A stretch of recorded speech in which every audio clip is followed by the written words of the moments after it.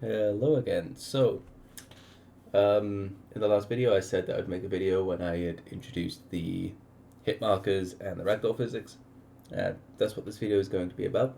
However, I decided to just be a little extra flashy, and I also added damage numbers that float away, and yeah. So let's just jump right in, and I'll show you what they look like first off. So I also added more mannequins over this side, because why not? So if I hit them in the head, it does 37 damage with the assault rifle, and the number is yellow if it's a headshot. 25 in the body, and the number is white. As you can see in the middle there is the hit marker. And when you kill, it's a red hit marker. And you may have noticed the sound clip there when the character died. As I said in the previous video, that I made the HUD look a little bit like Battlefield 3. I kind of just went and took the headshot kill sound from Battlefield 3 and made that the "oh, you killed an enemy" sound. So let's go on to the hit marker itself. So in the designer, it's literally just this. It was something I made in Photoshop in like a minute. But there was the normal hit and kill hit animations that make this so that make it a hit marker. Yeah, so to start off with, it's not there. Then it'll come onto screen at 1 at its full size scale, X and Y is at 1. Then at 0.75 it stays, and then at 1 it goes back down to 0. For a kill hit, it's pretty much exactly the same, but it's red. It's literally it. Just added the RGB color and opacity and made it red. So if we go to the graph, so on the construct of this widget, you want to start a branch. Are they dead? Is the statement, the condition. If they are, play the kill hit animation. If they're not, play the normal hit animation. Delay for 1 second, remove from parent. The remove from parent is just so they're not stacking on top of each other. So if I go into this now and I fire at him a few times, it'll be a new one each time.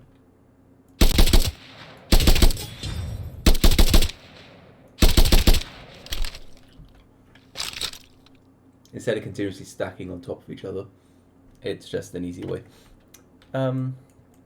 So then the damage numbers, it was just a text, but I wanted to be a bit fancy with it, so it has a shadow. It's got a shadow in there. So if we just turn the opacity of this, you can see the shadow. Let's put this back to 1. And this has just got a damage applied animation on it. So obviously it's nothing. But instead of just having the color and opacity for if it's a headshot, which is actually in the graph, that I decided to do that instead. Don't know why. But it's just the color opacity and the shadow color. So they're both there. And it's pretty much the same thing as the other one. So if we drop this down, you can see the X and Y scale. So if we go to 0.25, we made it 1.5 times the size. At 0.50, it's at 1, and at 1.25 seconds, it disappears. Well, yeah, also the translation. As you can see, if I play the whole thing, it gets bigger and fades out. That's what the translation is. Then we go to the graph. This one was a little bit more complex than the hit marker, but same thing is everything else. So event construct, you want to set the text to damage text, which is the name of the text. That I put like the 00 as the default. But the text being, we got the damage, we floor it, so there's no decimal point, and you just turn that into text from an integer. Then we set the color and opacity. The damage text is still the target, but the color and opacity is this down here. So we got a boolean for if it was a headshot. This is a call in the enemy, which I will show in a minute, but this was a pain. So if it's a headshot, it's yellow. If it's not, it's white.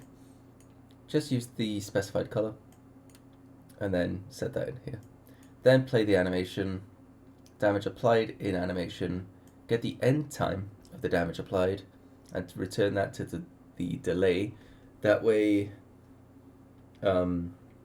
it's just the right, because the damage applied is the name of the animation right here. So it's the same time delay kind of thing. And then remove from parent, so it's not staying on screen. So then if we go to the enemy, in our event graph, we had the take damage, and over here in the is dead, we had the, we did have print strings here, now it's more. So if they're not dead, run the damage numbers, which is this widget. The damage being the calculated damage here. The impact location, so where is it going to be spawning from, is the impact point of the hit result. And if it's a headshot, we just take the physical material from the hit result, see if it's the head. If it is, then it is. If it isn't, it isn't. Then the is valid, hit marker ref, which is just a reference to the hit marker. If it is valid, remove from parent. It just removes the previous marker if another hit occurs. Shotgun and auto rifle caused it, because if you're just gunning someone down with an auto rifle, you don't want a million hit markers. You don't want a million hit markers with a shotgun all at the same time. Although it does sound quite satisfying just hearing the but so you got the enemy death here if they are true. So if they're dead, it will play the enemy death function. Hit location being the impact point, and the bone name being the hit bone name. That comes in play when we see what's inside of the enemy death. So then after this, it just creates the hit marker widget, asks if they're dead, because if you remember in the hit marker, it asks here if they're dead, so it knows which animation to play. Set the hit marker ref and add it to the viewport. Simple as that. So then if we go into the enemy death, this is where it gets fun. So we got the enemy death function. We wanted a hit location and a bone name. Those are our inputs. The hit location being a vector, the bone name being a name. Into a sequence. Out of the first, we just want to set simulate physics on the mesh. That just enables the physics. Then out of number 2, we just want to play the sound. Then out of number 2, then out of, I don't know why it's 0, 1, 2, it should be 1, 2, 3. But then out of then 2, add impulse at location. This is what depends on how much like kick do you want the weapon to throw at them. So the impulse being, so if we go to the player and we get the current weapon, I get the kill impulse from that weapon, but we also want to get the active location for the player and the active location of the enemy, get the unit direction, and multiply the kill impulse and the unit direction together, and that will be your impulse here. The location being the hit location, the bone name being the bone name, the mesh being the mesh. Then just destroy the capsule. The reason I destroyed the capsule is just so the player can just run through the body and it's not like catching on it or anything. So then we had to go to the weapon base, I think. Let me just double check that. I don't think we had to actually. I think we just had to make a variable in here for we only had to make the weapon kill impulse, and then in each of the weapons we had to change the kill impulse. So I can quite easily show this. So if we go to the shotgun and we go down to weapon data, we have the kill impulse here of what I set to 20k, because that's what I feel is a nice middle ground for the shotgun.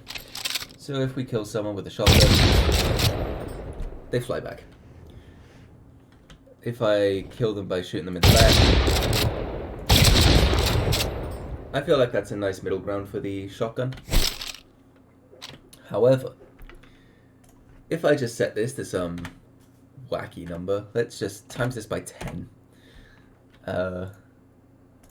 And we go in, one weapon, and we fire at their head. And we just watch them fly off into the distance. Now, while that's fun, I don't think it's very realistic. It's very fun, but not very realistic. So if we just dumb it down, back down to 20k, and I set the AK? It's an assault rifle, but it's definitely not an AK.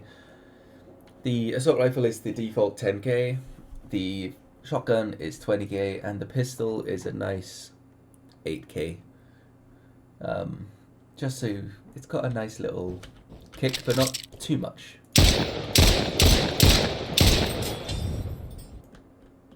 And we can also, if I just do that and then shoot them in, say, the right leg, you can see that depending where I kill them,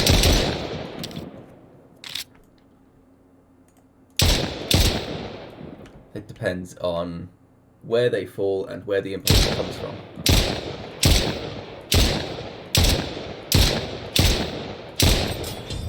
Like that. I could have done that with the assault rifle, it would have been so much quicker. So if we see, fires from the head, that happens sometimes. Gonna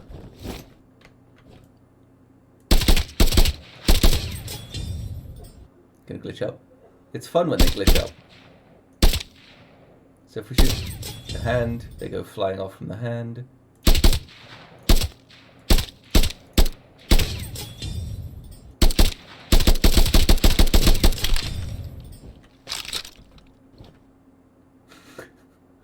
I love ragdoll physics. They're just so fun to see in games, so I wanted to, implement it in some way. But the sound was just the kill sound from Battlefield 3 for a headshot. I really like Battlefield 3. But up next, and in the final video, will be the projectile weapons. This project was a lot of fun to work on over the past month or two. And it's weird having it come to an end. But the sniper, the grenade launcher, and the rocket launcher will all have this projectile base within the weapon base. So everything's going to be coming from the weapon base. So I'm going to have to add more functions just for this.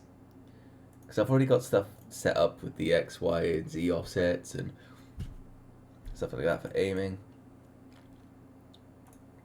So everything's it's gonna be cool too. But as you can see here, I'm getting started on making the projectiles work, and that'll be the end. So I will see you in the final video.